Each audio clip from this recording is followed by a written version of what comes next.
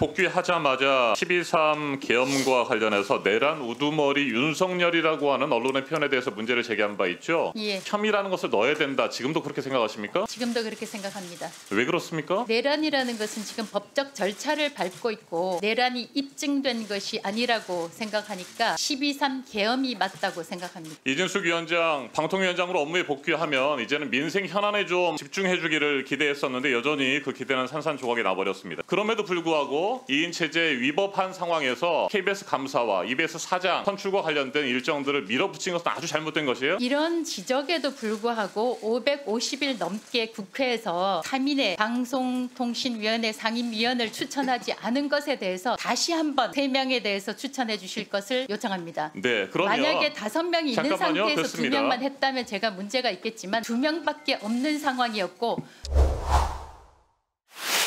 님께 질문 드리도록 하겠습니다. 직무 정지를 얼마나 당하셨던 거죠? 174일 직무정지 업무 복귀를 언제 상태였습니다. 하셨습니까? 1월 23일 했습니다. 네. 1월 23일 복귀하자마자 12.3 계엄과 관련해서 내란 우두머리 윤석열이라고 하는 언론의 표현에 대해서 문제를 제기한 바 있죠. 예, 네.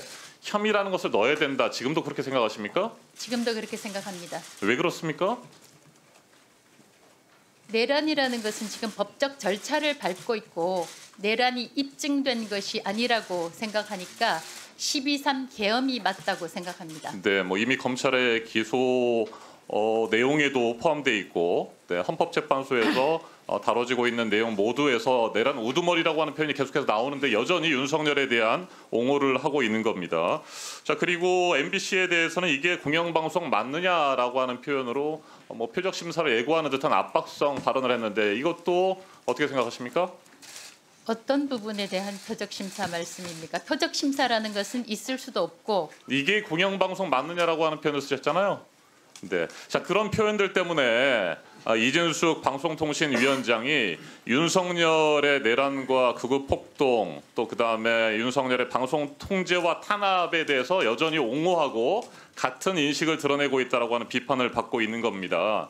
자, 이진숙 위원장 방통위원장으로 업무에 복귀하면 이제는 민생 현안에 좀 집중해주기를 기대했었는데 여전히 그 기대는 산산조각이 나버렸습니다. 지난 2월 28일 KBS 감사로 정지원 전 보도국장을 임명 결정했죠. 예, 정지원 후보자가 대한민국의 대표 공영방송 KBS의 감사 업무를 담당할 만한 적격 인물이라고 생각하셨습니까? KBS 이사회에서 정지환 감사를 임명 제청했고 저희는 자격이 있는 당사자가 이사회에 임명 제청을 자격이 했기 있다고 때문에 판단하신 겁니까?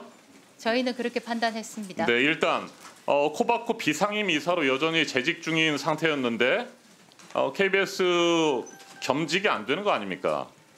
겸직이 안 되어서 사퇴를 한 걸로 알고 있습니다. 네, 사퇴가 되는 즉시 겸직 규정이 명확하게 돼 있는 상태에서 네, 감사 임명을 강행한 것이고요. 2인 체제 의결과 관련된 정당성 문제를 다시 한번 짚어보도록 하겠습니다. KBS 이사회 임명 제청을 거쳤다고 하는데 헌법재판소의 탄핵 기각 결정과 관련해서 본인은 2인 체제 위법성에 대해서 면죄부를 받았다고 생각하십니까 여전히? 면죄부라는 표현보다도 네.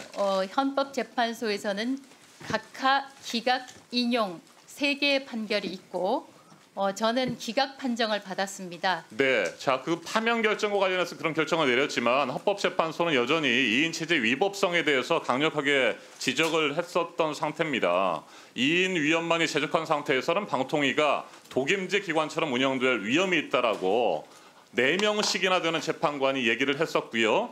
이 헌법재판소의 역사적인 맥락을 설명하면서 과거 권위주의 정부에 대한 방송 통제와 탄압 그리고 민주화 이후에는 행정부로부터 독립된 방송위원회가 방송 관련 업무를 수행해야 된다. 이런 이유들 때문에 방통위가 국가 권력이나 특정한 사회 세력 간섭을 받아서 운영될 위험을 막아야 된다. 이런 강한 위법성에 대한 지적을 했었는데 그럼에도 불구하고 2인 체제 위법한 상황에서 KBS 감사와 EBS 사장 선출과 관련된 일정들을 밀어붙인 것은 아주 잘못된 것이에요? 이런 지적에도 불구하고 550일 넘게 국회에서 3인의 방송통신위원회 상임위원을 추천하지 않은 것에 대해서 다시 한번 3명에 대해서 추천해 주실 것을 요청합니다. 네, 그러면 만약에 5명이 있는 잠깐만요. 상태에서 됐습니다. 2명만 했다면 제가 문제가 있겠지만 2명밖에 없는 상황이었고 2명으로 상임위원회를 열 수가 있게 돼 있습니다. 네, 윤석열 정권에서 계속해서 선별적인 임명, 선별적인 인사 처리를 해왔기 때문에 그걸 지금도 우리는 믿을 수가 없는 것입니다. 기형적인 2인 체제에서 독임제 기관처럼 운영되고 있고 이 부분에 대해서는 헌법재판소뿐만 아니라 행정법원에서도 끊임없이 위법성 문제를 제기했던 겁니다. 자, 방통위원장의 권한 행사, 방송의 공익성과 공공성에 대한 국민의 신뢰를 심각하게 훼손한 상태에서 더 이상 우리 국민들은 이진숙 방통위를 믿을 수 없는 상황이에요. 이런데 2인 체제의 위법성이 여전히 남아있는 상태에서 정지원 KBS 감사를 임명했다는 겁니다. 앞서 말씀드린 것처럼 코바코 비상임 이사를 겸임하고 있는 상태에서 무리하게 했다는 것이고 제대로 검증도 하지 않았다는 것이죠. 자, 두 번째 후보자의 적절성 부분에 대해서 얘기를 좀 해보겠습니다. 정지원 후보자, 정지원 감사, 2015년 고대영 사장 체제 첫 보도국장, 박근혜 국정농단 사태 당시에 일선 기자들의 취재 요구를 묵살하고 보도를 가로막은 인물입니다.